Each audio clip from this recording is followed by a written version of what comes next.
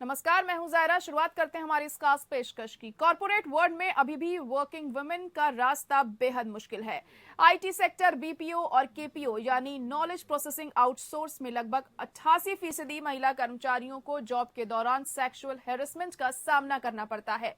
Centre for transforming India के सर्वे के मुताबिक करीब 50% महिलाओं से अपमानजनक भाषा, फिजिकल कॉन्टेक्ट या सेक्सुअल फेवर मांगा जाता है। साल 1997 में सुप्रीम कोर्ट ने वर्क प्लेस पर होने वाले यौन उत्पीड़न के खिलाफ विशाखा गाइडलाइंस जारी की थी। दरअसल साल 1992 में राजस्थान के चर्चित भंवरी देवी गैंगरेप केस के बाद महिलाओं के खिलाफ हो रहे अपराधों के लिए आवाज उठाने वाली संस्था विशाखा ने सुप्रीम कोर्ट में जनहित याचिका दाखिल की। इसे विशाखा और अन्य बनाम राजस्थान सरकार के नाम से भी जाना जाता है। साल 1997 से लेकर 2013 तक दफ्तर में विशाखा गाइडलाइंस के आधार पर ही इन मामलों को देखा जाता रहा। 2013 में इसी वजह से sexual harassment act at workplace मजबूत कानून बनाया गया। विशाखा गाइडलाइंस के अनुरूप ही कार्यस्थल में महिलाओं के अधिकार को सुनिश्चित करने की बात कही गई। इसमें समानता, यौन उत्पीड़न से मुक्त कार्यस्थल बनाने का प्रावधान भी शामिल किया गया। लेकिन अर्नेस्ट एंड यंग के एक सर्वे की माने तो केवल 69% कंपनियों ने आईसीसी का गठन किया है। वहीं 60% से ज्यादा कंपनियों ने उत्पीड़न की शिकायतों को संवेदनशीलता से सुनने और निपटाने के लिए अपने आईसीसी के सदस्यों की ट्रेनिंग की पहल तक नहीं की। 1/3 महिला कर्मचारियों को इस तरह के किसी कानून की जानकारी भी नहीं। Women's Indian chamber of commerce and industry survey के मुताबिक भारत में 68.7% महिलाएं ऐसी हैं जिन्होंने वर्क प्लेस पर होने वाले सेक्सुअल हैरेसमेंट की लिखित या मौखिक शिकायत दर्ज तक नहीं करवाई। इसकी मुख्य वजहों में प्रक्रिया में विश्वास की कमी, करियर को लेकर टेंशन, आरोपियों को कोई सजा नहीं मिल पाना। लेकिन महिलाओं का अपने साथ हुई घटना की शिकायत नहीं करने से दोषियों के हौसले बढ़ते हैं। महिलाओं के लिए ऐसा माहौल होना चाहिए जिसमें वे रात 1 बजे भी खुद को सुरक्षित महसूस करें। जहां वर्क प्लेस पर 10 से ज्यादा महिलाएं हों, वहां विशाखा समिति का गठन ही नहीं बल्कि उसे सक्रिय भी होना चाहिए। ऐसे होने पर ही वर्क प्लेस पर महिलाओं को सुरक्षित और साफ सुथरा माहौल मिल सकेगा। देश में ऐसा भी महिलाएं हैं जो किसी फैक्ट्री, निर्माण कार्य में काम करती हैं। उनकी बेबसी का फायदा उठाकर मालिक उन्हें शिकार बनाते हैं। गरीबी के कारण उनके पास रोजी रोटी कमाने के अतिरिक्त कोई और विकल्प नहीं होता और मजबूरी में शोषण को सहन करती रहती हैं। वर्क प्लेस पर महिलाओं में कहीं ना कहीं डर रहता है, उसे यौन शोषण मानकर शिकायत करें या ना करें। आज के समय में ज्यादा से ज्यादा महिलाएं काम के लिए घर से बाहर निकल रही हैं, लेकिन उन्हें कभी ना कभी कार्यक्षेत्र पर शारीरिक या मानसिक उत्पीड़न से गुजरना पड़ रहा है, जिससे तनाव होता है। महिला उत्पीड़न से सुरक्षा और शिकायत के लिए बने विशाखा गाइडलाइन की जानकारी कई कामकाजी महिलाओं और छात्राओं को नहीं है। सभी महिलाओं को अपने अधिकारों की जानकारी होनी चाहिए। विशाखा गाइडलाइन हर संस्थान में लागू करना जरूरी है, फिर चाहे वो फिल्म इंडस्ट्री हो या कोई और ऑफिस। हर प्रोडक्शन हाउस को इसका पालन करना चाहिए। दरअसल कोई भी प्रोफेशनल सर्विस करने वाली महिला के साथ हुआ उत्पीड़न वर्क प्लेस हैरेसमेंट के दायरे में आता है। अगर किसी संस्था में महिला के साथ कोई अप्रिय घटना होती है तो 3 महीने के अंदर शिकायत दर्ज करा सकती है। हालांकि संस्थान की आंतरिक समिति शिकायत देने के लिए और समय भी दे सकती है। अगर पीड़ित महिला संस्थान छोड़ चुकी है तो फिर एक समय सीमा में ही शिकायत देनी होगी। कई साल पुराना मामला होने के चलते संस्थान जांच नहीं कर सकता। ऐसी स्थिति में लोकल पुलिस या फिर कोर्ट में भी शिकायत की जा सकती है।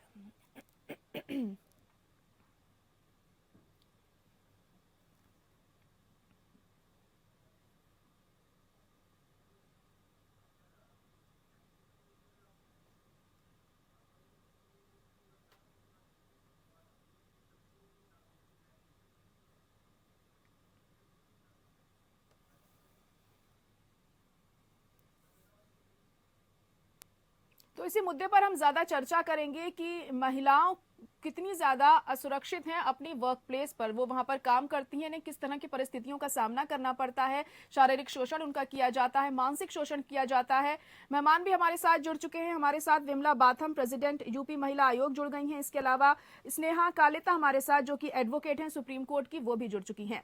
स्नेहा, पहला सवाल मैं आपसे यही करना चाहूंगी कि विशाखा गाइडलाइन भी बनाई गई है महिलाओं को मदद करने के लिए और तमाम तरह की योजनाएं भी चलाई जाती हैं, मगर उसके बावजूद भी जो महिलाएं हैं वो परेशान रहती हैं, उनको हैरेस किया जाता है, परेशान किया जाता है वर्क प्लेस पर।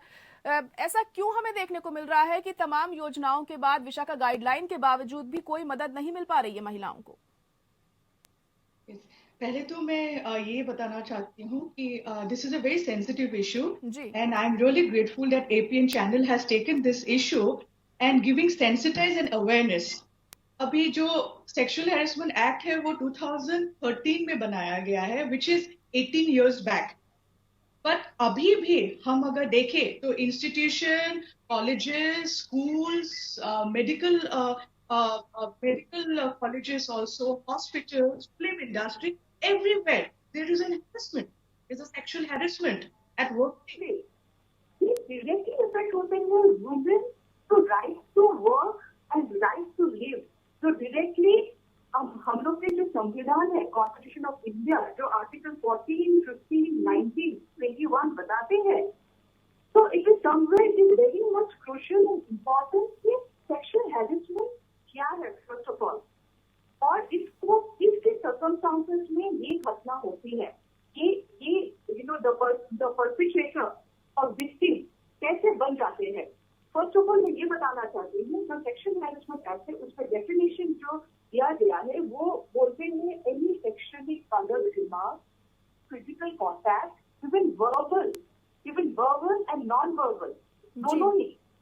तो हम लोग को ये जानना पहले बहुत इम्पोर्टेंट है कि व्हाट इज सेक्सुअल हरासमेंट, जो एक्ट में भी दिया गया है और सभी को पता है। जो हम लोग when there is some kind of intimidation towards women, when you know with an employer-employee relationship, जो जब भी मतलब बोलते हैं कि ओके मैं आपको जॉब दूंगी, यू नो प्रेफरेंशियल ट्रीटमेंट देंगे, तो इस सर्कमस्टांसेस पे ज्यादा होता है। और when the work is not, when the environment is not secure, then how people can work in that environment? So this is very important to make sure by the employer कि ये जो posh act है वो strictly follow किया जाए, जो अभी तक बहुत सारे इंस्टीट्यूशन, बहुत सारे एस्टैब्लिशमेंट में नहीं हो रहा है। That is one way of seeing. And secondly, जब भी मैं ये हमेशा बोलती हूँ कि जब भी एम्प्लॉय को इंडक्ट किया जाता है तो they must give the training to the employ कि ऐसा एक एक्ट है और अगर कभी भी आप ये इस पे अगर आप विक्टिम बनते हो तो please kindly raise your voice. This is something which really needs to be taken care of. जी, तो जैसे कि हम देख रहे हैं कि एक्ट तो लागू किया जाता है और जो विशाखा गाइडलाइन है उसे भी बनाया गया है महिलाओं की मदद के लिए, लेकिन जो तमाम कंपनीज हैं वो इसे अपनी कंपनी में लागू नहीं करती हैं, उनकी लापरवाही यहाँ पर देखने को मिलती है। तो ऐसे में उन कंपनीज के खिलाफ क्या कदम उठाया जा सकता है? Yes, then definitely a contempt can be given, contempt can be issued against them. They must be summoned by the court कि ये अगर विशाखा गाइडलाइन आपको फॉलो नहीं कर रहे हो तो जैसे डायरेक्ट कंटेम्प्ट ऑफ कोर्ट हो जाते हैं वो। तो you know we must give an representation. अगर किसी को एक काम to know that this institution, अभी हम लोग ये समझते हैं कि इंटरनल कंप्लेंट कमिटी जो बनते हैं इंस्टीट्यूशन में वो कैसे बनते हैं। अगर 10 एम्प्लॉय अगर आपका कम है, 10 एम्प्लॉय से कम है तो वो लोकल कंप्लेंट बन जाते हैं, लोकल कमिटी होते हैं। Every district has a local committee. और अगर 10 एम्प्लॉय के अभाव होते हैं तो there is an internal complaint committee. लेकिन कंप्लेंट कमिटी है जी, even if it's not internal complaint committee, you have a local complaint committee. So that we really need to understand and give awareness कि अगर आपका social या sexual harassment हो रहा है कंप्लेंट, अगर आपके पास ICC नहीं है तो you please go to a police and lodge a complaint, or every district has a complaint officer ji. So who can launch this something and they can ji enquire. बिल्कुल, महिलाओं को अगर और कंपनी के जरिए कोई मदद नहीं मिल पा रही है तो वो पुलिस के पास जा सकती हैं, महिला आयोग में जा सकती हैं। जी जी बिल्कुल, विमला बाथम जी भी इस वक्त हमारे साथ बनी हुई हैं। विमला जी, आप इस पर क्या कहना चाहेंगी? जिस तरीके से महिलाओं का उत्पीड़न लगातार कंपनियों में जारी है, फिर चाहे वो कोई छोटे स्तर की कंपनी हो या फिर कॉर्पोरेट हाउसेज हो, आपकी राय जानना चाहेंगे। आप किस तरह से देख रही हैं और ऐसे में आपकी तरफ से क्या कुछ मदद की जाती है ऐसी महिलाओं की? देखिए, हमारे यहाँ जो स्ट्रेस आता है, जी सबसे पहले तो देखते हैं उनको जो अंतरिम अंतरिम परिवार समिति है उसको देखते हैं, जहाँ जो जहाँ उनको न्याय मिलने की पूरी उम्मीद होती है। जी वहाँ पर समिति तो हर कंपनी में जहाँ 10 महिलाओं से ज्यादा है, वहाँ पर समिति बनी हुई है और उस समिति में महिला की बात जो है उसकी बात रखती है और उसके ऊपर फिर उसमें सारे बयान किए जाते लोगों के, उसके बयान किए और लोग तो घटना को देखा होता है, उसके बयान होते हैं और उसके आधार पर निर्णय होता है। वो निर्णय अगर किसके अनुकूल है किसके प्रतिकूल है ये तो बात का विषय होता है, जी लेकिन इस तरह का ये कमेटी के ऊपर काम करती है। जी। तो विमला जी, आप महिला आयोग के अध्यक्ष हैं, तो आपके पास भी कई ऐसे केसेस आते होंगे इस तरह से जुड़े हुए। तो किस तरीके से आप उसका निस्तारण करती हैं और महिलाओं को मदद दी जाती है, और अब तक कितने इस तरह के मामले आपके सामने आ चुके हैं? हमारे पास ये तो मामले आते हैं कि वहाँ पर बॉस ने या किसी ने उनके साथ हरेसमेंट किया है, जी जो भी कोई पुलिस हो उसका कोई हो, तो उसमें केस हमारे पास आते हैं, लेकिन हम उनको फिर उसमें भेजते हैं जो अंतरिम परिवार समिति है, जो ऑफिस में बनी होती है समिति, उसको भेजते हैं। अगर वहाँ पर नहीं मिलता है तो बाद में उसी को हमारे पास केस आता है और फिर हम उससे इस तरह से पुलिस मदद देके फिर उस केस को हल करते हैं। जी जी जी बिल्कुल, जाहिर तौर पर तो बॉम्बे हाई कोर्ट ने ये भी कहा है, अगर महिलाओं को शिकायत नहीं करने दी जाती है तो ये एक अपराध है। इस हालात में कंपनीज पर आखिर क्या कार्रवाई हो सकती है? इसका जवाब मैं स्नेहा जी से जानना चाहूंगी। स्नेहा जी, क्या कहेंगी इस पर? डेफिनेटली अगर अगर आप एक विक्टिम को अपने राइट उनके हाई हक के लिए अगर if you are not asking her to come and raise a voice and pressurising to close the case, that's a very major contempt होते हैं, ये मिसकंडक्ट माने जाते हैं and according to the service role and whatever the code and ethics, this is a very much a serious offense which a company or इस तरह हो जाते हैं ऑफेंस की company might get shut down. Ji So yeah, so this is a very serious issue और companies को बहुत ये एक responsibility बनता है to give them a secured and secured environment and hostile अगर environment पे कोई काम नहीं कर सकेंगे और वो directly कंपनी को इफेक्ट होंगे। जी अगर आप महिलाओं को सुरक्षा नहीं देंगे to work in a good environment then how will they deliver जी द बिल्कुल, जाहिर सर्विस। तौर पर अगर वर्क एनवायरनमेंट ही आपका अच्छा नहीं होगा तो महिलाएं भी अपना आउटपुट अच्छी तरीके से नहीं दे पाएंगी, जाहिर तौर पर। फिलहाल यहाँ एक छोटे से ब्रेक के लिए हम रुकेंगे, जल्द हाजिर होंगे और फिर आगे चर्चा करेंगे इसी मुद्दे पर। फिलहाल एक ब्रेक।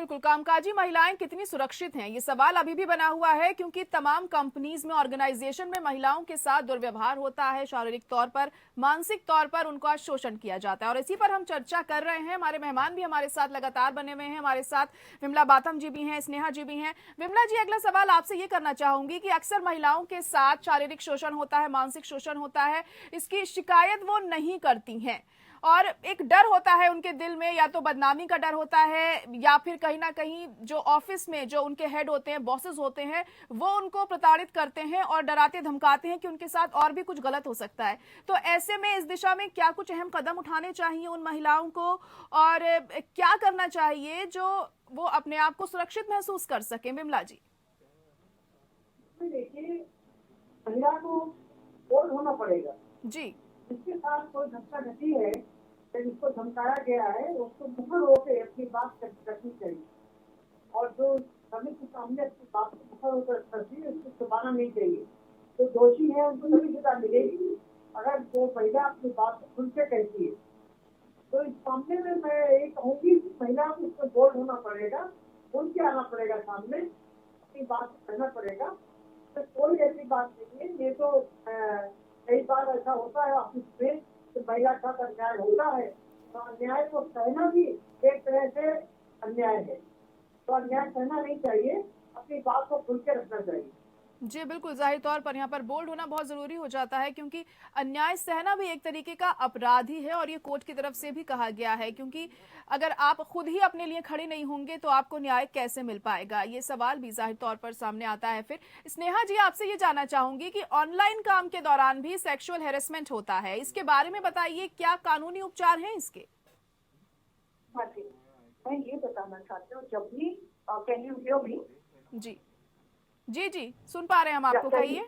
जी यस। तो ये मैं ये बताना चाहूंगी कि फर्स्टली कि जब ये एक आप ड्यूटी कर रहे हो, ऑफिशियल ड्यूटी कर रहे हो, whether it's in house, out house और online, it doesn't make any difference. अब ऑनलाइन में भी सेक्सुअल हैरेसमेंट होते हैं। अगर somebody tries to give you a sexually charged remark, that also becomes a sexual harassment, क्योंकि आप काम नहीं कर पा रहे हो, राइट? जी जी, आप फोकस नहीं कर पा रहे हो। somebody is trying to come in your in between your work and your trying to threaten your work.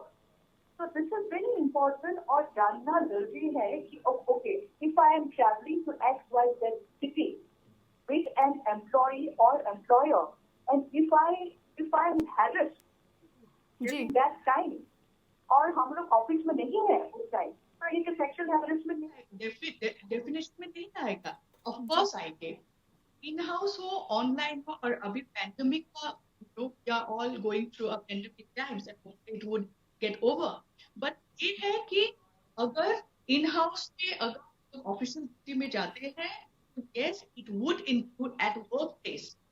और अगर वर्क प्लेस इंक्लूड नहीं होगा, if it's not your official duty, then obviously you have a mechanism, you can go and lodge a complaint.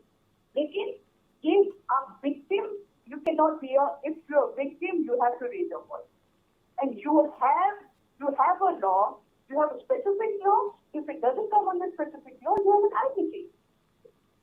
Ji So in a way, it is a very holistic approach every institution must follow, and you have to give awareness, sensitize, and also support system. जी, जाहिर तौर पर जागरूकता यहाँ पर बहुत ज्यादा जरूरी हो जाती है, और सपोर्ट सिस्टम भी होना चाहिए कहीं ना कहीं, तभी महिलाओं के अंदर एक कहना चाहिए साहस पैदा होगा कि वो अपनी बात रख सकेंगी और उन्हें न्याय मिल सकेगा। विमला जी, आपसे ये जानना चाहूंगी कि ऐसी महिलाओं को जिन्हें डराया धमकाया जाता है, उनको किस तरीके से आगे बढ़ना चाहिए? अब क्योंकि कहीं ना कहीं एक मजबूरी होती है तमाम इन महिलाओं की कि वो तमाम चीजें सह करके भी अपने काम को करती रहें, कोई भी प्रेशर उनके ऊपर होता है, इस वजह से वो कुछ कह नहीं पाती हैं। तो ऐसे में आप उनको क्या सलाह देना चाहेंगे ऐसी महिलाओं को कि वो बिना डरे आगे आकर अपनी बात रख सकें? तो उनको सबसे पहले बहुत चीजों का विरोध करना चाहिए। जी तो जो भी पुलिस है, जो भी है, जिसने भी उनके साथ अन्याय किया है, उसके खिलाफ मुखर होना चाहिए, और अपनी बात को बेझिझक होके परिवार समिति में करना चाहिए। तो समिति बनी हुई है, समिति आपके लिए बनी है ताकि महिलाओं को न्याय मिल सके। और इससे एक तकनीक भी होती है, एक NGO से कोई होता है, खाली सब ऑफिस के लोग नहीं होते, बाहर से लोग भी होते हैं। तो इससे पूरी उम्मीद होती है कि न्याय मिलेगा और न्याय मिलता भी है। वहाँ से अगर आपको वहाँ न्याय नहीं मिलता है तो आप आगे कहीं जा सकते हैं, पुलिस जा सकते हैं, परिवारों में आ सकते हैं और जो उसमें लिख सकते हैं अपने एप्लीकेशन में कि हमें ऐसे कभी से न्याय नहीं मिला है, इसलिए मैं आपके पास आई। फिर वहाँ से आगे की कार्रवाई शुरू होगी। जी जी, चलिए बहुत शुक्रिया विमला जी हमारे साथ जुड़ने के लिए। स्नेहा जी आपका भी बहुत शुक्रिया हमारी इस चर्चा में शामिल होने के लिए। तो हम आज इस मुद्दे पर बात कर रहे थे कि महिलाओं को आखिर कितना सुरक्षित महसूस होने का मौका आखिर कब मिलेगा, क्योंकि लगातार जो घटनाएं हैं वो तमाम कंपनीज में, कॉर्पोरेट हाउसेज में, फिर वो चाहे बड़ी हो या छोटी हो, तमाम ऑफिस में इस तरह की घटनाएं हम देखते हैं कि शोषण होता है महिलाओं का, फिर चाहे वो शारीरिक हो या फिर मानसिक हो। कब तक लगाम लगेगी और क्या कुछ अहम कदम उठाए जाने चाहिए। इसी के साथ हमारी इस खास पेशकश में इतना ही। बाकी खबरों के लिए आप बने रहिए APN न्यूज के साथ।